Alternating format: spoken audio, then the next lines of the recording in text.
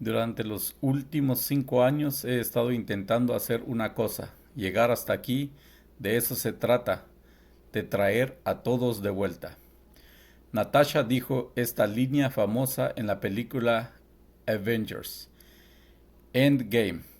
Los superhéroes se habían dispersado después del conflicto mundial. Cuando Thanos planeaba destruir el universo, el equipo se volvió a reunir para salvar al mundo. Cuando se dan cuenta que la única manera de tener éxito en su misión requería viajar atrás en el tiempo, el equipo entró en disputa. Uno quería actuar impulsivamente y no le importaba el peligro. Otro quería tomar pausa para no arruinar la oportunidad que tuvieron para arreglar los problemas que Thanos causó. No encontraron solución hasta que Natasha les empujó hacia la unidad.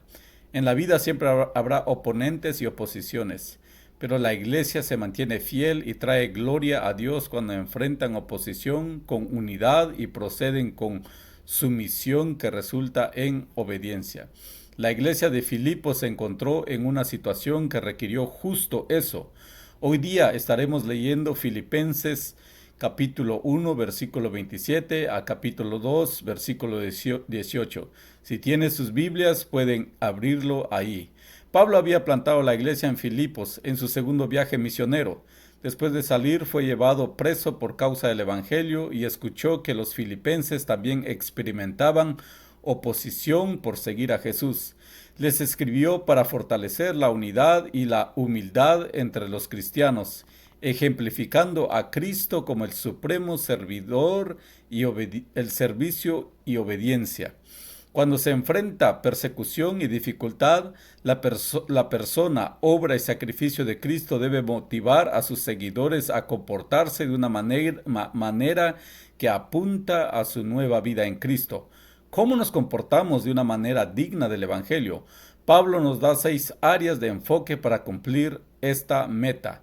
La primera instrucción que vemos desde el texto en contestación a la pregunta se encuentra en los versículos 27 a 29 del capítulo 1. Estar firmes en la fe. Pase lo que pase, compórtese de una manera digna del Evangelio de Cristo de este modo, ya sea que vaya a verlos o que estando ausente solo tenga noticia de ustedes. Sabré que siguen firmes en su misión, propósito, luchando unánimes por la fe del Evangelio sin temor alguno a sus adversarios, lo cual es para ellos señal de destrucción, para ustedes en cambio es señal de salvación, y esto proviene de Dios, porque a ustedes se les ha concedido no solo creer en Cristo, sino también sufrir por Él. Este texto es un seguimiento de la sección anterior donde Pablo explica que no teme a la muerte y esto le libra para hacer el ministerio. De esta manera, Pablo instruye a los filipenses a que se comporten de una manera digna del Evangelio. La palabra comportamiento significa vivir como ciudadanos para el reino de Dios. Pablo les proporciona contabilidad con la esperanza de verlos o escuchar sus actitudes. Su meta era exhortarlos a vivir juntos en lugar de estar divididos, y que la unidad era un buen propósito para que el reino de Dios avanzara con más eficacia. Pablo les exhorta a que no se intimiden frente a los enemigos. Esa palabra griega evoca una imagen de una estampida incontrolable de caballos asustados. Si los filipenses de verdad se mantienen unidos y no asustados, quitarán la única arma que sus enemigos tienen y en efecto los destruyen. El Señor proporciona valentía y victoria por medio de mantener la fe con los ojos puestos en Él. El apóstol Pablo espera que pueda haber un cambio de firmeza y de unidad en la vida de los cristianos filipenses. Pablo es un modelo de firmeza, de fe que los filipenses pueden ver e imitar. Aunque Pablo está en la cárcel en Roma, él se siente firme en la fe sin importar el ambiente en el que se encuentra. A pesar del sufrimiento, Pablo, por hacer el bien, se mantenía firme en su fe puesta en Jesús. Pablo nos enseña que se puede aprender a imitar a Cristo al decir, Para mí el vivir es Cristo y el morir es ganancia. El corazón y la fe de Pablo estaba lleno del amor y de la gracia de Cristo. De esta misma manera, Pablo nos llama a que nos comportemos como es digno del Evangelio en un mundo hostil y divisivo. Así como Pablo recordó a los filipenses, de la misma manera nos recuerda hoy día a que crezcamos en el mismo espíritu que lo mantenía a estar firme en la fe a pesar de las adversidades y las circunstancias de la vida. La segunda contestación a la pregunta de cómo comportarnos de una manera digna del Evangelio se encuentra en el versículo 30 del capítulo 1 hasta el versículo 2 del capítulo 2. Debemos vivir en unidad y armonía aún en las adversidades, pues sostienen la misma lucha que antes me vieron sostener y que ahora saben que sigo sosteniendo. Por tanto, sienten algún estímulo en su unión con Cristo, algún consuelo en su amor, algún compañerismo en el Espíritu, algún afecto entrañable. Llénenme de alegría teniendo un mismo parecer, un mismo amor, unidos en alma y pensamiento. Pablo dice que les es concedido que crean, que padezcan conflictos. La idea de conceder algo es que es dado con un elemento de favor. El sufrimiento y el conflicto son buenos en este contexto, porque sirven para unificar a los creyentes y motivarlos hacia el comportamiento que honra a Cristo. Por tanto, es una transición de mover el enfoque de los conflictos externos para los conflictos internos. Empieza con una serie de oraciones retóricas. ¿Hay consuelo en Cristo? Claro. Lucas 2:25 lo nombra como la consolación de Israel. Hay consuelo de amor, comunión del Espíritu, afecto entrañable, misericordia. Sí, sí, sí. Y si estas verdades son ciertas, Pablo les dice espera cierto comportamiento de ellos. Sentir lo mismo, tener el mismo amor, demostrar una unanimidad y estar unidos en pensamiento. Es un llamado hacia la unidad interna profunda y duradera, aún y especialmente en los conflictos. Pablo, un experto en la ley, estaba familiarizado con la historia de David y los salmos. Mientras Pablo sufría por la causa de Cristo en sus cadenas en la prisión mientras escribía esta carta, tuvo tiempo de reflexionar de lo que David escribió en el Salmo 119:71. Me hizo bien haber sido afligido porque así pueda aprender tus estatutos. El sufrimiento aumenta la fe y ayuda a unir a la iglesia y animar a las buenas obras. La actitud de muchas personas es la autopreservación. Nos enfocamos al decir lo mío, evitar peligros, conservar lo mío. ¿Sería posible cambiar esta actitud? Es posible que una persona egoísta llegue a ser una persona impregnada del amor sacrificado. Dios es capaz de cambiar el corazón de una persona por el poder del Evangelio. El Hijo de Dios se despojó para buscar y salvar a lo que se había perdido. Esta fue la actitud que Pablo quería ver en la vida de los filipenses y en la de nosotros. El próximo paso del texto en comportarnos dignamente al Evangelio es practicar la humildad. Se habla de eso en el capítulo 2, versículo 3 a 4. No hagan nada por egoísmo o vanidad, más bien con humildad consideren a los demás como superiores a ustedes mismos. Cada uno debe velar no solo por sus propios intereses, sino también por los intereses de los demás. La raíz de la unidad empieza con la humildad. Pablo les instruye que no hagan nada por egoísmo. Reconoce que la mayor parte de las decisiones son tomadas con la meta de avanzar, promocionarse o acomodarse en lugar de actuar de un legítimo amor por el prójimo. La vanidad es la vanagloria. Si uno se piensa tan superior a otro, va directamente en contra de la unidad y no trae gloria a Dios. Los griegos pensaron que la humildad era una falta en lugar de una virtud. Para ser un hombre verdadero se tenía que ser agresivo e imponer su voluntad a los demás. No es hasta el cristianismo que surge la idea que la verdadera persona virtuosa es la persona humilde. Fue un concepto contracultural entonces y sigue siendo contra naturaleza hoy día. Nuestro llamado como cristianos es vivir en humildad sin ver el estatus social, cultural de la persona. Como seres humanos tenemos el ego dentro de nosotros, pero Pablo nos da el ejemplo de Cristo como el modelo de la humildad. La Biblia nos dice que la exaltación viene a través de la humildad. La próxima tarea de un cristiano es su comportamiento, es imitar la actitud de servicio y autosacrificio de Cristo. Capítulo 2, versículos 5 a 8 dice: La actitud de ustedes debe ser como la de Cristo Jesús, quien siendo por naturaleza Dios no consideró al ser igual a Dios como algo a que aferrarse. Por el contrario, se rebajó voluntariamente, tomando la naturaleza de siervo y haciéndose semejante a los seres humanos, y al manifestarse como hombre se humilló a sí mismo y se hizo obediente hasta la muerte y muerte de cruz. Para llegar a tener la humildad y la unidad, Pablo exhorta a los filipenses a tener la actitud de Cristo. Esa palabra significa fijar la mente o interesarse intensivamente con disposición de obedecer. ¿Y por qué dice que la mente de los filipenses debe ser como la de Cristo? Significa que tienen elección en el asunto y que pueden obedecer. Es importante acordarse que la existencia de Jesús no empezó en su concepción ni en su nacimiento. Él es eterno, existió y ha sido por naturaleza Dios. Y esa naturaleza es la esencia de quien es. Por eso su ejemplo de humildad es perfecto. Él no se aferró a los privilegios de su posición, sino se vació de ellos y agregó la naturaleza humana a su persona. Al hacerlo, se hizo sin reputación ni beneficios de la realeza. Se humilló para experimentar el sufrimiento y obedeció a Dios Padre hasta la muerte. Él experimentó debilidad, hambre, sed y cansancio. Ciertamente no hay límite en el amor de Dios hacia la humanidad, y los filipenses debieron aprender de su ejemplo para poder comportarse de una manera digna del Evangelio.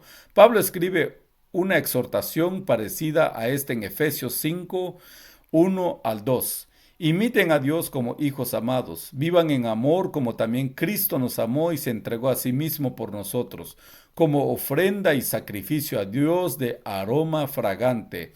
Estos versículos nos dan una más completa imagen de la importancia de la imitación de Cristo y el significado del comportamiento cristiano. El llamado es caminar en amor siempre y con todos. ¿Cuántos de nosotros como padres estamos queriendo hacer sacrificios para el bien de nuestros hijos o hijas? Sacrificamos lujos para que puedan ir a la universidad o tener un buen trabajo. Sacrificamos tiempo para estar con nuestros mejores amigos. Pero ¿cuántos de nosotros estamos dispuestos a sacrificar para los demás cuando no es conveniente? Hay necesidades de mujeres viudas que podemos cumplir, hay necesidades de leer la Biblia con nuestros hijos, con nuestra familia cuando estamos cansados, hay necesidad de ayudar a nuestros hermanos sin esperar nada a cambio. Esto es lo que significa tener la actitud y el autosacrificio de Cristo. La próxima acción de comportamiento que es digno del Evangelio es confesar a Cristo como Señor. Capítulo 2 del versículo 9 al 11 dice: Por eso Dios lo exaltó hasta lo sumo, le otorgó el nombre que está sobre todo nombre, para que ante el nombre de Jesús se doble toda rodilla en el cielo, en la tierra y debajo de la tierra, y toda lengua confiese que Jesucristo Él es el Señor, para gloria de Dios Padre. Por la vida y la obra de Jesús, Dios Padre le exaltó con toda exaltación. Jesús no se exaltó a sí mismo, sino el Padre dio testimonio de Él, que tiene carácter y persona y es la persona merecedor del nombre sobre todo nombre, o sea, el nombre igual al de Yahweh. Por su estatus, el mundo entero es hecho someterse a él y lo confiesa con gozo o con resentimiento de su señorío. Toda rodilla en el cielo y en la tierra y debajo de la tierra, o sea, la totalidad de la creación, reconoce la superioridad de Jesús. En palabra y en acción, toda persona se somete a Cristo, pero todo esto se debe ver a través de la lente de la humillación. La tendencia es anhelar la exaltación y abandonar la humillación. Confesar a Cristo y reconocerlo como Señor y Salvador equipa a los filipenses a perdurar durante el sufrimiento, inspira la unidad e imita su comportamiento paciente y humilde. Poco después, en el Imperio Romano, todos los residentes fueron requeridos de afirmar que César es el Señor. Los cristianos correctamente interpretaron este acto como idolatría y en negarse a hacerlo. Muchos dieron sus vidas. El último acto de comportarse dignamente del Evangelio es mantenerse fiel a Jesús hasta el final. Como cristianos, no solo estamos llamados a confesar a Cristo como Salvador, sino como Señor, así como lo hicieron los primeros cristianos. Confesamos a Cristo como Señor delante de César. Tendemos a cambiar al señorío de Cristo por el señorío del hombre. ¿A cuál señorío te sometes? ¿Al señorío del deporte? ¿Al señorío de la política? O incluso al señorío del mundo, al señorío de la tecnología, al gobierno, o verdaderamente al señorío, el señorío de nuestra vida, el área de nuestra vida. Ah, por fin, comportarse de una manera digna del Evangelio nos requiere llevar a cabo nuestra salvación sin quejas ni contiendas. Capítulo 2, versículo 12 al 18 dice: Así que, mis queridos hermanos, como han obedecido siempre, no solo en mi presencia, sino mucho más ahora en mi ausencia, lleven a cabo su salvación con temor y temblor, pues Dios es quien produce en ustedes tanto el querer como el hacer para que se cumpla su buena voluntad. Háganlo todo sin quejas ni contiendas, para que sean intachables y puros hijos de Dios sin culpa en medio de una generación torcida y depravada.